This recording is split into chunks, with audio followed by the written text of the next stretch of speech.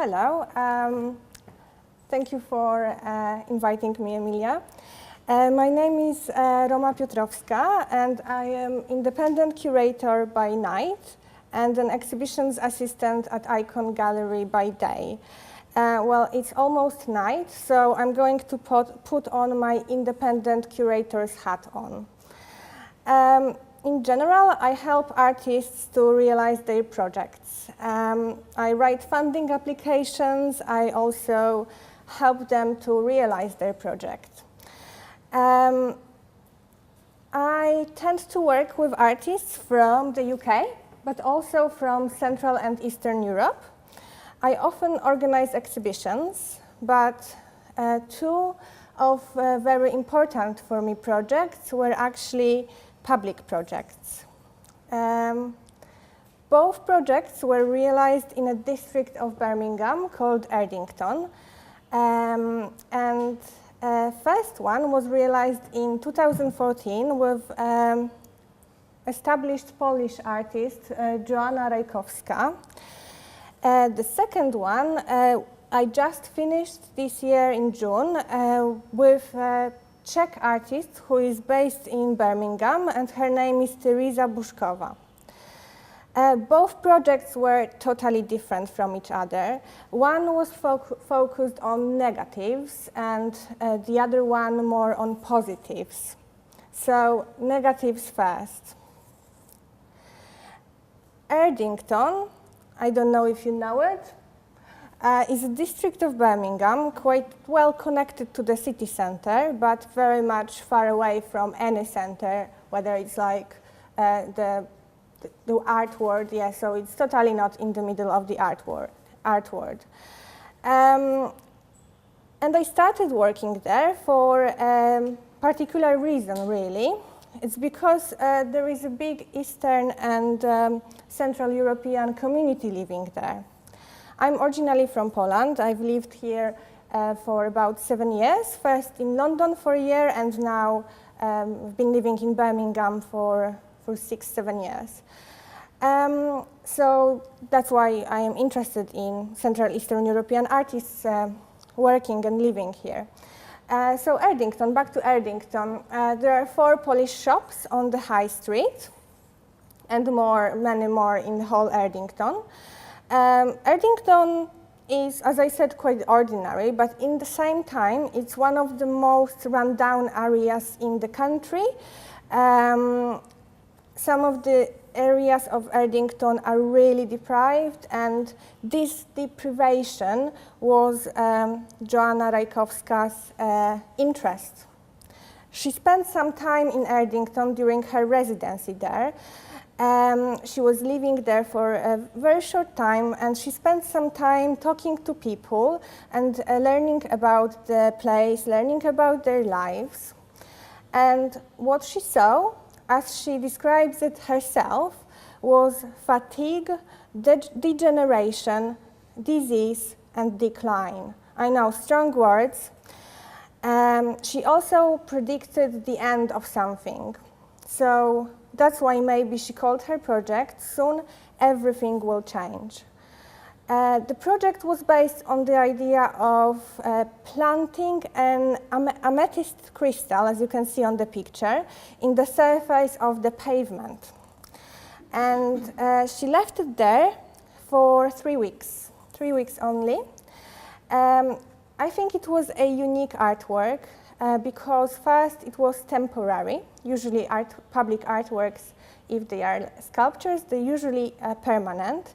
It was a modest artwork, so it wasn't shouting. It was whole in the ground, and it was very much challenging. It was challenging the common idea of public art, and maybe art altogether. But the challenge was not the purpose of the project. The purpose was to influence singular biography. Influence singular biographies for the better. Rajkowska observed aging population, bored groups of youngsters on the street, maybe drinking beer, obesity, there is loads of that in Erdington, and overwhelming feeling of degeneration. And decided to introduce to this community a complete stranger, a freak from a different ecosphere. The mechanism of the project was based on a transfer and on an uncanny. They are extremely powerful and important strategies of working in the public space. These strategies enable people to contact with the objects which is from a different culture and from different part of the world to trigger a slightly different way of seeing the everyday. The recipients of the project had the chance to physically associate with the crystal. And it was the crystal, as you can see, it was open, it was accessible.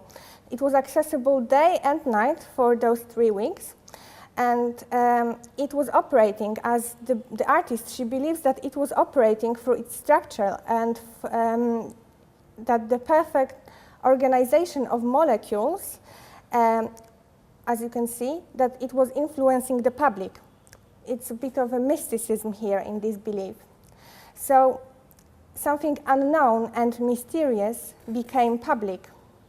This implementation was aimed at changing the energy of the place, changing it for the better. So also she invited singers for the opening day, and also when you sing, you produce energy, create energy. So this energy was, the crystal was supposed to bring similar sort of new energy to the place.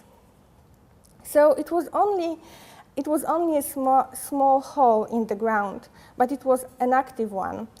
And as the artist was hoping, it would be bringing stories and people together. And we hope that that happened, but actually we couldn't really check that properly. So that was something that the artist, she was interested in negatives of the district and of what she saw. And the other artist, Teresa Bushkova, she was more focused on positives.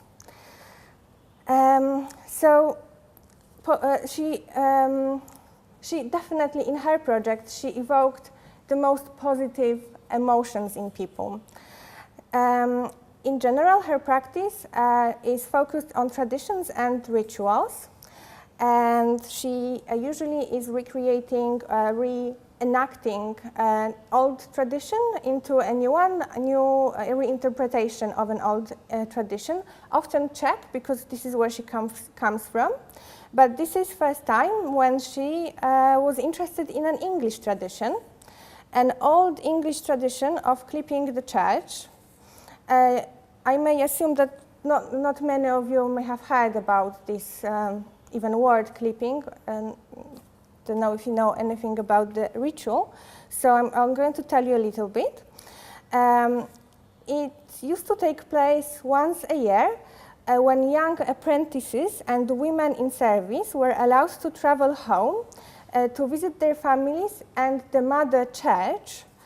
And during the ceremony, the reunited families and local faithful would link their hands to form an unbroken chain, as you can see on the picture, around the church. So Teresa decided to recreate this ritual in her own artistic way. It took place at St. Barnabas Church in Erdington, which is on the High Street. It's a community hub, very important place for Erdington. Many people go there not only for the religious reasons, but also because they organize screenings and other events. The church actually burned down a few years ago and then got reconstructed. That's why you can see there is this beautiful glass facade, and inside the glass pit there is a cafe. So that's why also it's important building for the community there, because people go there to eat something, have a coffee. So we thought that this church will be a perfect place for our project. And we did loads of planning.